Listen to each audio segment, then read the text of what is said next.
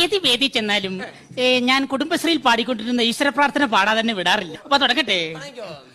അഖിലാണ്ട നുണച്ചികൾ ഒരുമിച്ചു കൂടി അതിലൊരു നുണച്ചീനെ സെക്രട്ടറിമാക്കി.